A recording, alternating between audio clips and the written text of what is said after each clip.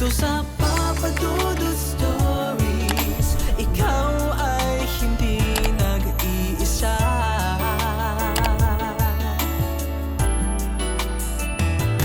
Dito sa Papa Dudut Stories, may nagmamahal sa'yo.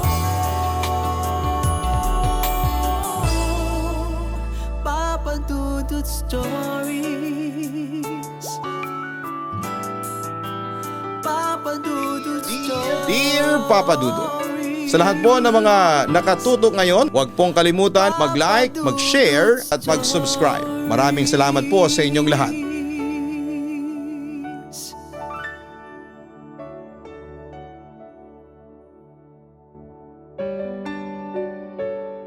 Pangarap ng kahit na sinong pamilya ang magkaroon ng kanilang sariling tirahan.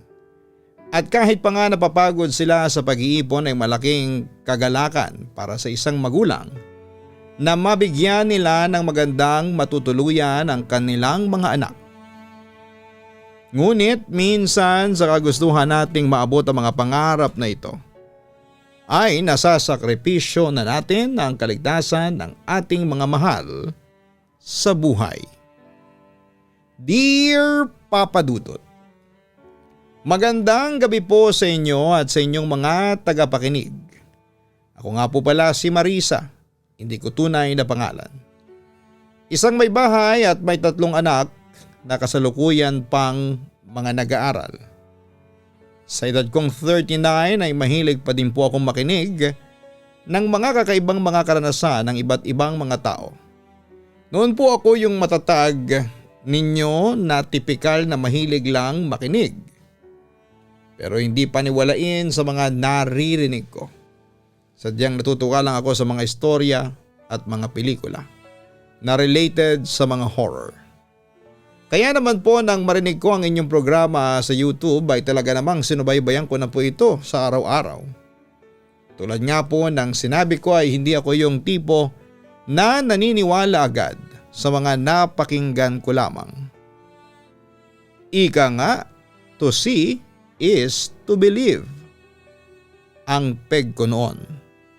Pero may mga pagkakataon talaga na ituturo sa iyo ng tadhana. Nang minsan na napapakinggan mo lamang na karanasan ng iba ay maaari rin palang mangyari sa iyo sa hinaharap. At ako po mismo ang magpapatotoo dito. Dahil maging ako ay hindi din pinaligtas ng mga kababalaghan na bumabalot sa ating mundo. Ilang taon na rin ang nakakalipas.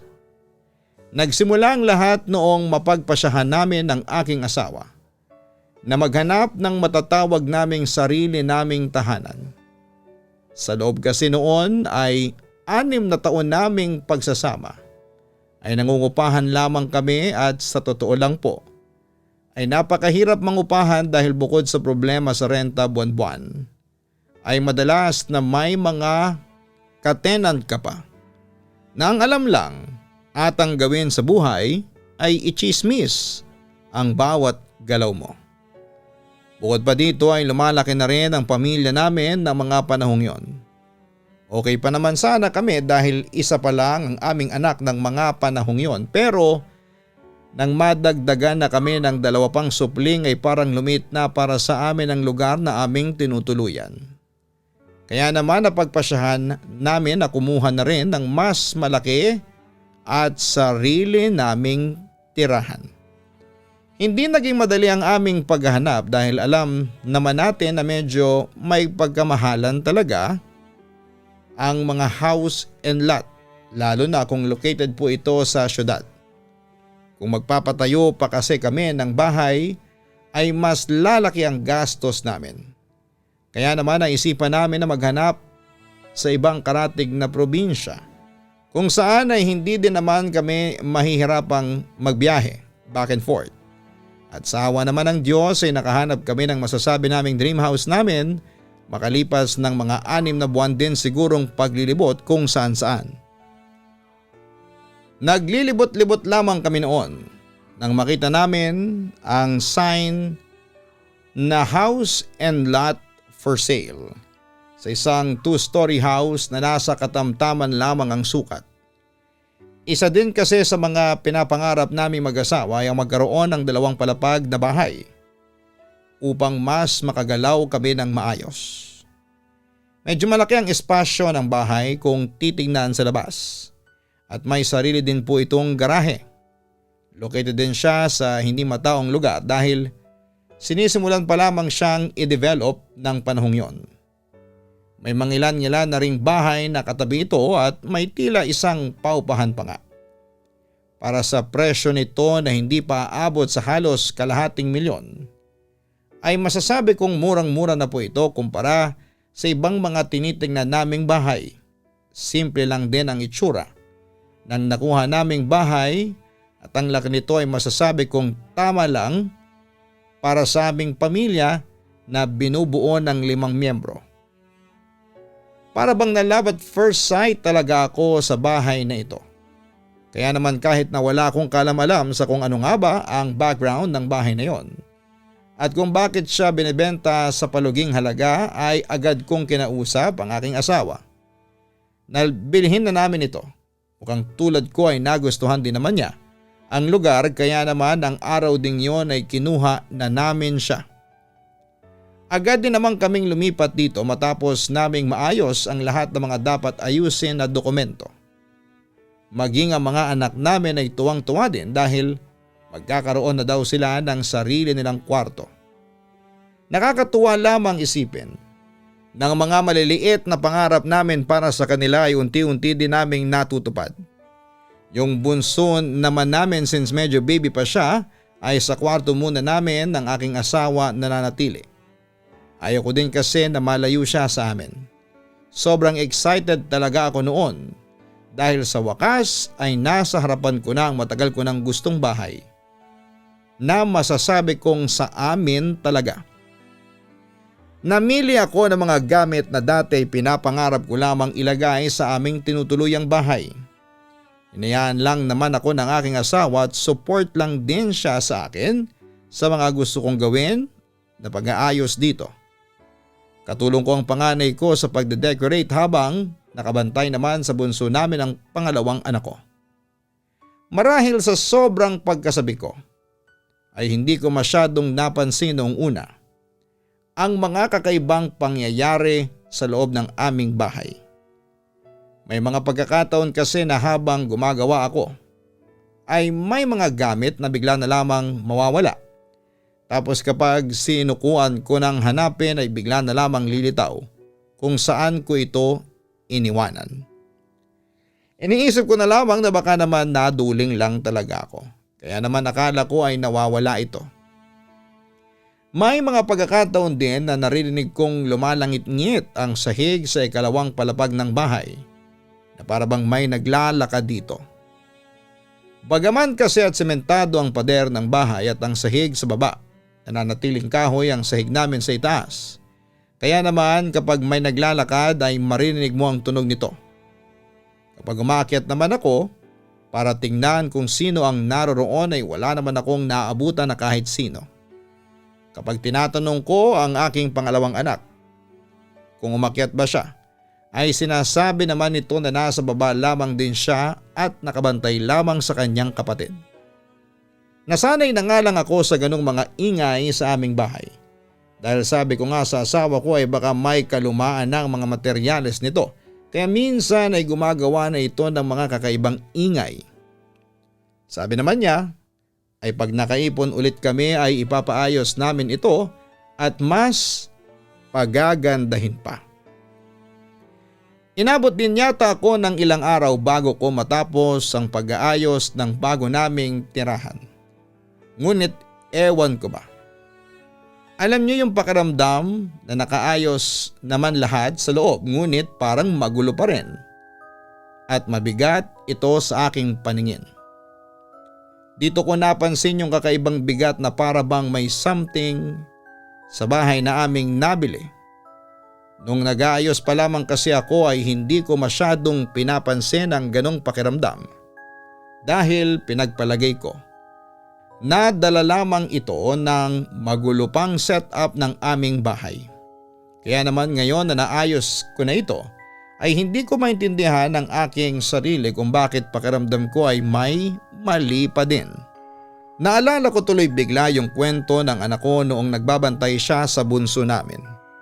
Madalas niyang banggitin na kapag umaalis daw siya, saglit ay tila may nakikipaglarong iba sa aming bunso. Naabutan daw niya kasi itong tilang may inaabot at nakikipagtawanan pa. Ngunit sa pag-aakalang bunga lamang ito ng malilikot na kaisipan ng kabataan na nasa ganong edad ay hindi ko naman ito pinansin. Pero ngayong ako na ang nagbabantay sa kanya ay doon ko lubos na naiintindihan ang sinasabi sa akin ng anak ko.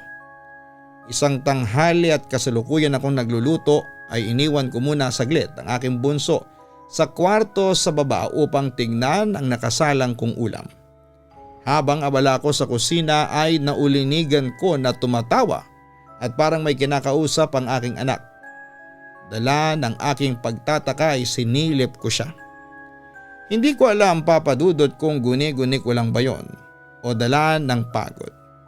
Ngunit saktong pagsilip ko sa aking anak ay tila may maitim na usok na bigla na lamang naglaho sa harapan niya.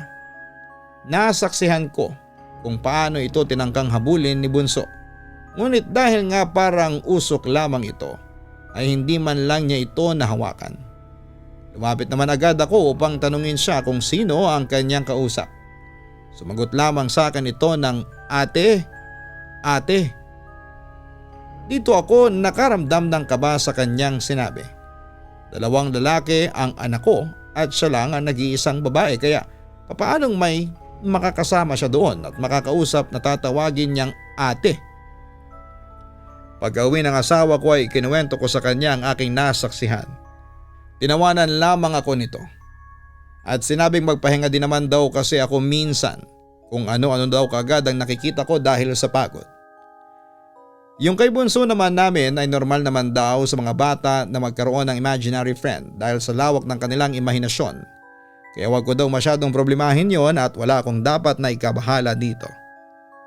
Medyo napanatag naman na ang kalooban ko sa sinabing yon ng aking asawa. May point naman ang kanyang paliwanag. Kaya naman ang gabing yon ay natulog ako na parang wala lang nangyari. Mga bandang madaling araw nang magising ako sa langit-ngit ng sahig namin dito sa itaas. Dahil ramdam ko pa ang pagod at antok ay hindi ko pinansin ang naturang ingay. At babalik na sana ako sa aking pagkakahimbing ngunit ilang saglit pa lamang ang kanina ay tila naglalakad lamang na ingay ay naging tila patakbo na. At pabalik-balik sa may hagdanan namin ang tunog nito. Maging ang asawa ko ay nagising na rin at nagtanong sa akin kung naglalaro daw ba ang pangalawa naming anak sa may labas ng kwarto. Bumangon kaming parehas upang silipin ang pinanggalingan ng ingay na yon. Ngunit pagkalabas namin ay tanging katahimikan lamang ang sumalubong sa amin. Nagkatinginan kaming dalawa na para bang nagtanungan kung ano yung narinig namin. Para makasigurado ay pinuntahan namin ang kwarto ng 2 naming anak upang tingnan kung tulog ba talaga ang mga ito. Pagpasok ko ay lumapit pa ako sa kanila at nakita kong mahimbing ang pagkakatulog ng mga ito at walang bakas na nagpapanggap lamang sila. Napaisip ako maging ang asawa ko kung saan nanggaling ang tumatakbong mga yabag ng paa na yon. Kung tulog naman pala ang aming mga anak sa kanilang kwarto. Kakamot-kamot sa ulong bumalik kami sa aming kwarto na dala ang mga katanungang hindi naman namin masagot. Nakatula lamang ako habang nakatingin sa kisame noon. Hindi ako mapakali sa mga kakaibang karanasan namin. Maraming katanungan ang naglalaro sa aking isipan ngunit hindi ko naman alam kung ano ang kasagutan. Bago matulog ay nagpasya akong magtanong sa mga kalapit bahay namin kung may napapansin ba sila sa aming bahay noon pa man bago namin ito mabili. Kinaumagahan pagkaalis ng aking asawa ay binisita ko ang kapitbahay namin.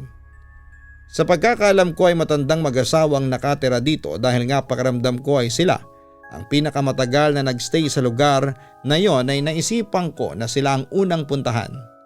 Dahil baka makakuha ako ng kasagutan sa mga kakaibang nararanasan namin sa aming bahay.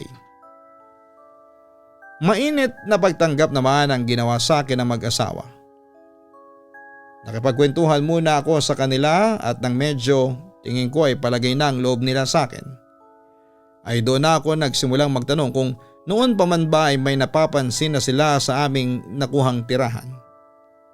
Nagkatinginan ng dalawa bago sinabi sa amin na noong paglipat daw nila sa lugar na yon ay madalas silang makakarinig ng mga kakaibang ingay doon. Kapag napapadaan daw sila ay may mga pagkakataon na parang may nakikita silang nakasilip na babaeng nakaitim sa may bintana namin sa taas na para bang nagbabantay ito.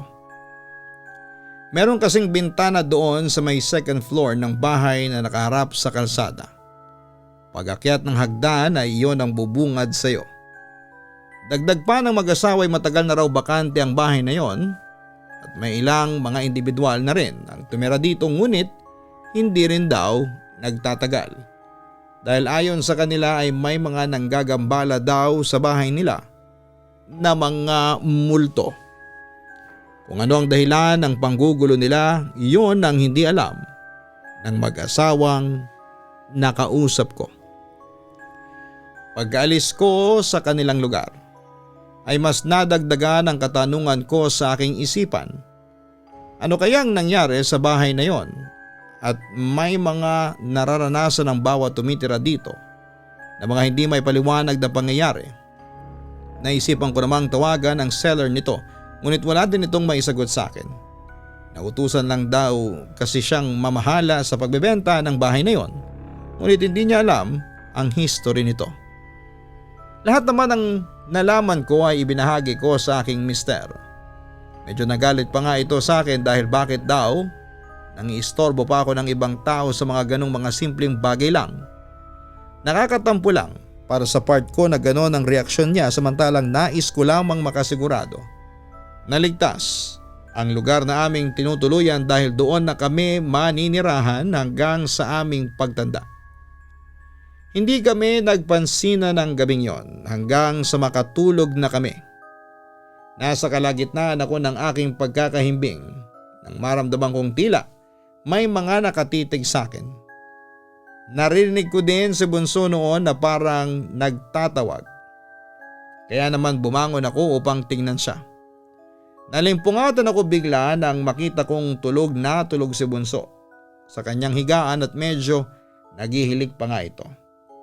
Sigurado ako na may narinig akong batang tila umiingit. Kaya naman napalibot ang aking tingin sa kwarto upang hanapin ang pinanggalingan ng aking narinig na ingay.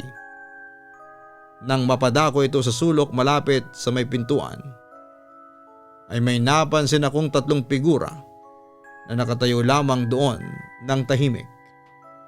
Batay sa kanilang itsura ay isang babae na nakasuot ng dress ang isa sa mga ito, habang ang lalaki naman ay tila napaka-formal ng kadamitan. Sa baba nila ay may nakatayong bata na parang kasing laki lamang ni Bunso. Napako ako sa aking kinakatayuan ng panahong yon dahil sa takot na may nakapasok sa aming bahay. Lumingon ako sa aking mister na masarap pa din ang pagkakatulog na mga oras na yon. Tinapi ko siya upang magising ngunit tila manhid yata ang lalaking ito dahil ni hindi man lang siya natinag sa kanyang pagkakatulog.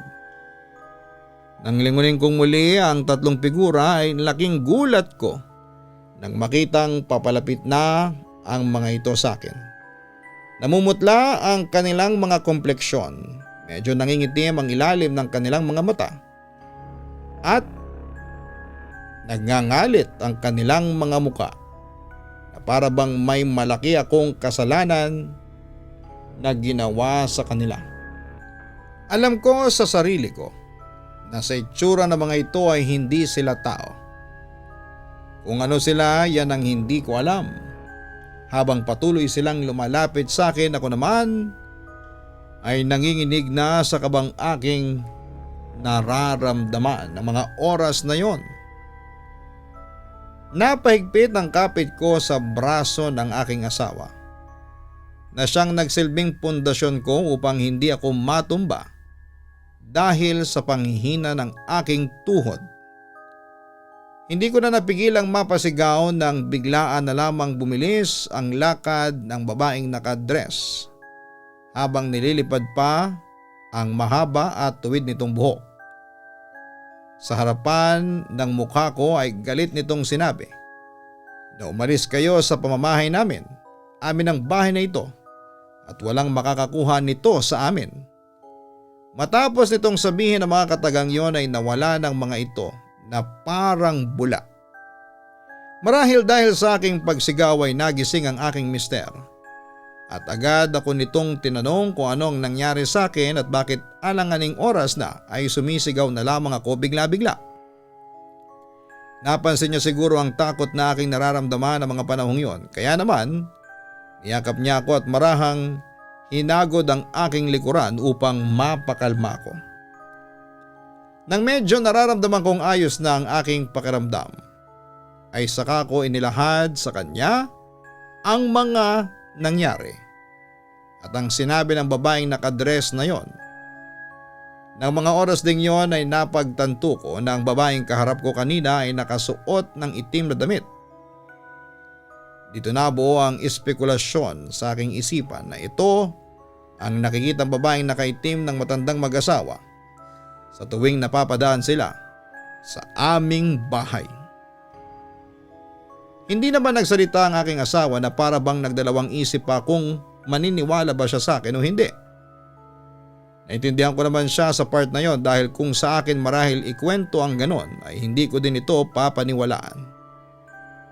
Sinabihan na lamang niya ako na tigilan ko na daw kasi ang pakikinig at panonood ng mga nakakatakot na mga kwento dahil mukhang hanggang sa panaginip ay nadadala ko ang mga ito. Tahimik lamang akong tumango dahil wala na rin ata akong lakas makipagtalo pa sa kanya upang patunayan na hindi lamang basta panaginip ang aking nasaksihan kundi nangyari talaga ito sa akin ang harapan. Nahirapan akong makabalik sa aking pagkakatulog ng gabing yon. Natatakot ako na baka sa pagtulog ko ay bumalik ang mga nilalang na yon. At saktan nila ako o di kaya naman ay ang pamilya ko. Habang nakatulala lamang ako sa kawalan ay napapaisip ako na gusto ko nang umalis sa bahay na yon kahit pa nga sabihing hindi pa kami nagtatagal na naninirahan doon. Hanggang sa makatulog na lamang ako ay ganon ang laman ng aking isipan. Matapos ang pangyayaring yon ay hindi ko hinayaang maiwanang mag-isa ang aking bunso at daladala ko ito kahit saan pa nga ako pumunta sa loob ng bahay. Baka mamaya kasi ay sa kanya magpakita ang pamilyang multo na yon at wala siyang kamalay-malay. Naging paranoid din ako sa aking paligid at kahit kaunting ingay lamang ay napapatalon talaga ako. Nagtataka na nga sa akin minsan ang dalawa kong anak at minsan ay nakikita ko silang nakatitig lamang sa akin na para bang nagtatanong kung ayos lamang ba ako. Binibigyan ko lamang sila ng ngiti upang mapanatag ang kanilang kalooban. Ayoko kasing madamay sila sa aking pinagdadaanan. Lumipas pa ang ilang araw at hindi naman na muling nagparamdam pa ang pamilyang multo na aking nakita. Medyo napanatag na ang aking kalooban dahil sa isiping baka naman daw wala na ang mga ito doon. Pero lahat pala ng mga ito ay akala lamang dahil hindi pa man nagtatagal ang kapayapaan ng aking kalooban ay may pagpaparamdam na naman silang inihanda para sa akin. Abala ako ng araw na yon sa paglilinis ng kwarto ng mga bata dahil medyo madumi at magulo na ang mga ito. Pakanta-kanta pa ako noon habang nagpapagpag ng mga kobre kama. Nasa ganung gawain ako nang maulinigan ko na parang may kasabay na akong kumanta. Napatigil ako noon at pinakiramdaman ang aking paligid. Ayokong takutin ang aking sarili kaya naman pinakinggan kong maigi ang sumasabay na mga himig na yon sa akin. Baka naman kasi yung anak ko lang na panganay ito. Habang nagtatagal ay mas nagiging malinaw sa akin ang boses na kasabayan ko kanina. Babae ang kumakantang ito. Dito na ako nagsimulang muling kabahan dahil imposible naman na ang bunsong anak ko na babae ang kasabayan ko sa pagkanta. Dahil hindi pa ito ganong kabuong magsalita sa edad na 3 taon. Dali-dali kong tinapos ang aking pag-aayos upang makababa na ako. Nang matapos ko ito ay naririnig ko pa rin ang mahinang himig ng babaeng yon. Kaya naman mabilis at halos patakbo na akong nagtungo sa aming hagdanan. Pababa na sana ako nang maramdaman ko na may mga kamay na nakadantay sa aking likuran. Lilingunin ko sana ito ngunit bago ko pa man ito magawa ay tinulak na ako ng kamay na yon. Ramdam ko ang pagdaustos ko sa hagdanan namin. Nang tuluyan akong makalapag sa baba ng aming bahay ay nakita ko ang nakangiting babaeng nakaitim sa tuktok ng hagdanan. Tila tuwang-tuwa ito sa ginawa niya sa akin.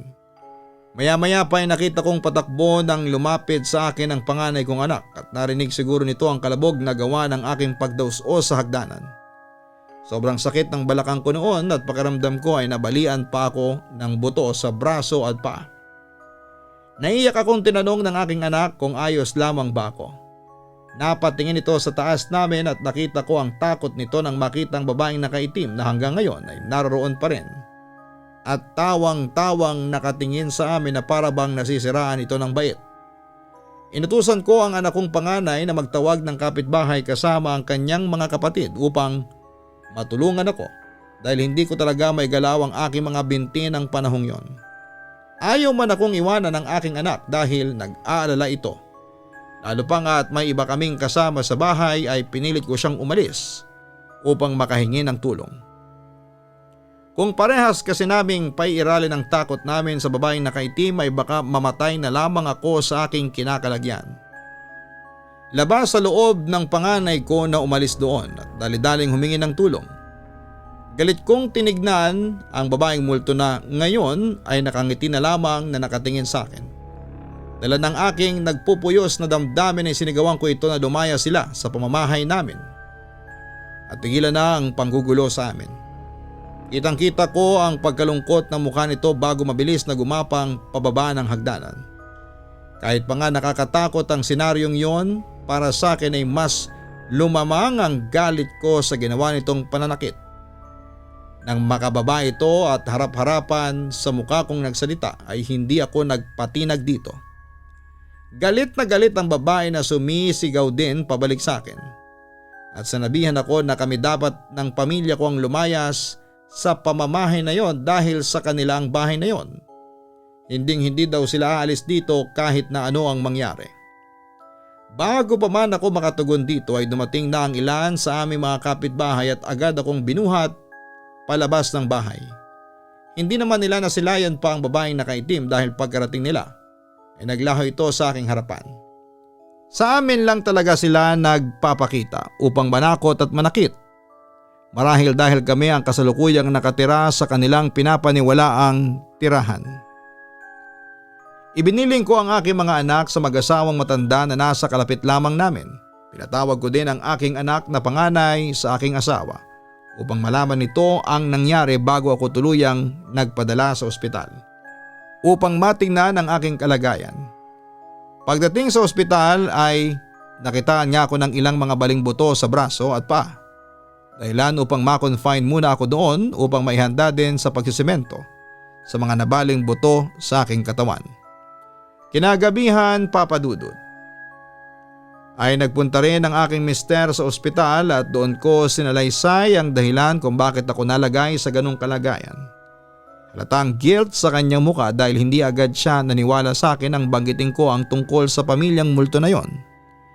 Hindi ko naman siya masisisi dahil mahirap naman talagang paniwalaan ang mga pangyayari. Pero nakiusap ako sa kanya na umalis na kami sa bahay na yon dahil baka kung ano pa ang gawin ng mga nilalang na nakatira dito. Agad namang sumang-ayon ang aking asawa at nangako na kakausapin niya ang seller upang kahit papaano ay mabawi namin ang kahit na magkano sa aming pinambili ng bahay na yon. Matapos masimento ang mga nabaling buto sa akin, ay pansamantala muna kaming nanuluyan sa malapit na paupahan mula sa aming nabiling bahay. Ayaw ko na kasi talagang bumalik pa sa bahay na yon at pakiramdam ko ay sa susunod na magkaharap kami ng babaeng nakaitim na yon ay tutuluyan na talaga ako ng babaeng yon. Habang nananatili kami doon ay nakausap namin ang may-ari ng bahay paupahan na aming kinatitigilan. Matagal na daw siya sa lugar na yon at naabutan pa daw niya ang kauna-unahang pamilya na tumira sa bahay na aming nabili. Ayon sa kanya, isang pamilya daw ito at nagmamay-ari ng ilang mga negosyo. Mahilig daw mag-invest ang padre di pamilya sa kung ano-anong negosyo, kaya hindi nakapagtatakang yumaman ang mga ito. Ang asawa naman daw nito ay may pagkamaldita at matapobre. Maluho din daw at hindi yata lilipas ang isang araw na wala itong pinamiling mga bagong kagamitan para sa sarili nito at sa anak nila na kaidaran lamang daw ng bunso kong anak. Mahal na mahal daw ng lalaki ang kanyang asawa. Kaya naman kahit pa nga maluho at may pagka masama ang ugali nito, ay ayos lamang sa kanya. Hanggang sa isang araw daw ay namili ng pang-invest ang lalaki at nawala ang lahat ng kanilang mga pinaghirapan. Maging ang bahay na kanilang tinutuluyan ay naisangla nila sa bangko, dahilan upang mabigyan sila ng notice of eviction mula dito. Sa sobrang depressed ng babaeng yon ay tila nasiraan ito ng bait. Isang gabi habang mahimbing na natutulog ang kanyang mag-ama, ay pinatay niya ang mga ito pagkatapos ay nagbigti ang babae suot ang paborito nitong itim na damit. Marami na daw ang nagtangkang tumira sa bahay na aming nabili, ngunit tulad ng nangyari sa akin ay may mga aksidente silang kinaharap nang dahil sa kabaliwan ng babaeng nakaitim na ito.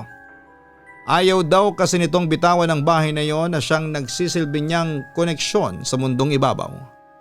Hindi matahimik ang pamilyang yon dahil na rin sa napamahal sila sa bahay at dito nila naranasang lahat ng tagumpay at pagkabigo nila sa buhay. Kaya naman ayon sa aming nakausap ay ayaw nitong iwanan ang bahay na yon at pinapalis nila ang mga bagong naninirahan. Nang marinig ko ang kwentong yon ay doon ko napagtanto na kaya naman pala murang ibinenta sa amin ay dahil may mga ganong pangyayari pala dito. Aminado naman ako na may kasalanan din kami ng aking asawa kung bakit nangyari sa amin ang insidenteng ito. Hindi kasi muna namin sinuring maigi at inalam ang history ng bahay na yon bago namin ito binili. Kaya nagsilbi din itong aral sa amin upang sa susunod ay maging mas metikuloso kami sa pagbili ng aming sariling bahay. Sa kagustuhan kasi naming matupad ang aming pangarap sa pagkakaroon ng bahay ay nakalimutan na namin na hindi nga pala dapat minamadali ang mga ganitong bagay. Bagkus ay dapat na pinag-iisipan at pag-aralang mabuti upang sa huli wala kaming pagsisihan. Pagkatapos masikaso ng aking mister ang lahat ng mga dapat ayusin ay nabawi naman namin kahit papaano ang kalahati sa aming binayad sa pagbili ng bahay. Walang lingon-lingon naming nilisan ang lugar na yon at iniwanan na dito ang mga masasamang alaala na dinulot nito sa amin. Sa kasalukuyan, Papa Dudut, ay makalipas ang ilang pang mga taon ay nakabili na kami ng sarili naming bahay. Napagpasyahan kasi namin na kami na mismo ang magtatayo ng aming pangarap na bahay kaysa naman maulit muli ang pangyayaring nagpabago sa aming mga paniniwala sa buhay. Medyo mas mahal siya pero mas okay na ito. Hindi na mahalaga ang presyo, ang importante alam naming ligtas kami at aming mga anak mula sa anumang kapahamakan mula sa mga kakaibang nilalang na hindi natin inaasahan. Dito ko na po tatapusin ang aking liham, Papa Dudut, at maraming salamat po sa inyo sa paglalaan ng oras upang basahin ang aking liham kung mapipili nyo man po ito. Lubos na gumagalang, Marisa. Sa kagustuhan natin na mapadali ang pagtupad sa ating mga pangarap, ay naghahanap po tayo ng mga shortcut upang makamit agad ito.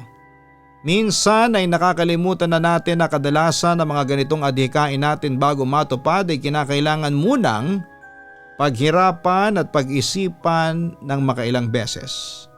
Hindi ito isang magic na sa isang iglap lamang ay hawak mo na ito.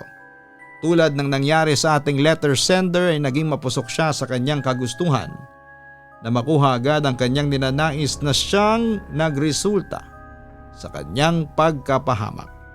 Tandaan natin na ang isang bagay na nakuha natin sa mabilisang paraan ay kadalasang mga bagay na hindi nagtatagal sa ating mga kamay. Huwag kalimutan na mag-like, mag-share at mag-subscribe. Maraming salamat po.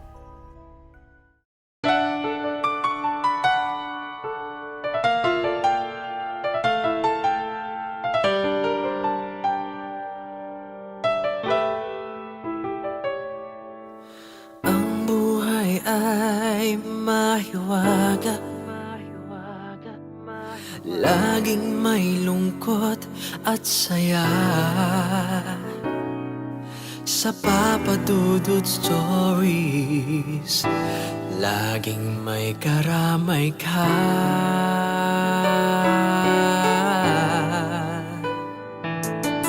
Mga problemang kay bigat, dito ay pakikinggan ka. Sa Papa Dudut Stories, kami ay iyong kasama.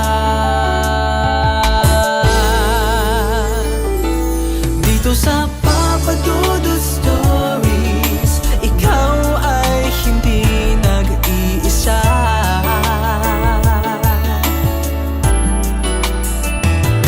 Dito sa Papa Dudut Stories, may nagmamahal sa'yo. Papa Dudut Stories,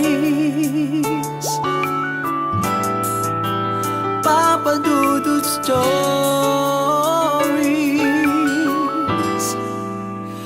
Papa Dudut Stories.